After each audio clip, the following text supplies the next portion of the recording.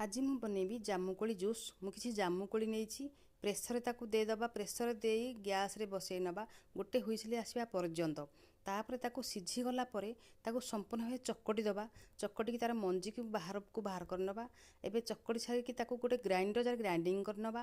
ତାପରେ ଗୋଟେ ବଡ଼ ଚାମଚରେ ଟିକେ ଗୁଡ଼ ଦେଇଦେବା। ତାପରେ ସେ ଗୁଡ଼ ଦେଇକି ତାପରେ ଗ୍ରାଇଣ୍ଡର ଜାରରେ ଗ୍ରାଇଣ୍ଡିଙ୍ଗ କରିବା।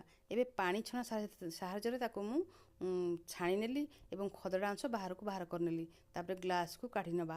ଏବେ ଅଳ୍ପ ଟିକେ ବିଟ ଲୁଣ ଆଉ ଟିକେ ଗୋଲମରିଚ ଗୁଣ୍ଡ ଦେଇ ତାକୁ ଗୋଟେ ଚାମଚ ସାହାଯ୍ୟରେ ଫେଣ୍ଟି ନେବା। ଏବେ ଆମର ପ୍ରସ୍ତୁତ ହୋଇଗଲା ଜାମୁକୋଳି ଜୁସ୍। ଆଉ ବାକି ତକ ଜାମୁକୋଳି ମୁଁ ଗୋଟେ ପାତ୍ରକୁ କାଢ଼ି ନେଲି। ଅଳ୍ପ ଟିକେ ଲୁଣ ଗୁଣ୍ଡ ଏବଂ ଲଙ୍କା ଗୁଣ୍ଡ ଦେଇ ତାକୁ ଫେଣ୍ଟା ଫେଣ୍ଟିକି ରଖିନେବା। ତାକୁ ଫ୍ରିଜରେ ରଖି ଆମେ 4 ଦିନ ମଧ୍ୟ ଖାଇପାରିବା। ବର୍ତ୍ତମାନ ବଜାରରେ ବହୁ ଭାବରେ ମିଳୁଛି ଜାମୁକୋଳି। ଶରୀର ପାଇଁ ବହୁତ ଉପଯୋଗୀ, ବିଶେଷ କରି ମଧୁମେହ ରୋଗରେ ଅତ୍ୟନ୍ତ ଉପଯୋଗୀ। ତେଣୁ ଆପଣମାନେ ଜୁସ୍ କରିକି ପିଇ ପାରନ୍ତି କି ସକାଳୁ ସକାଳୁ ମଧ୍ୟ ଖାଲି ପେଟରେ ବି ଖାଇପାରନ୍ତି। ବହୁତ ଶରୀର ପାଇଁ ଉପଯୋଗୀ।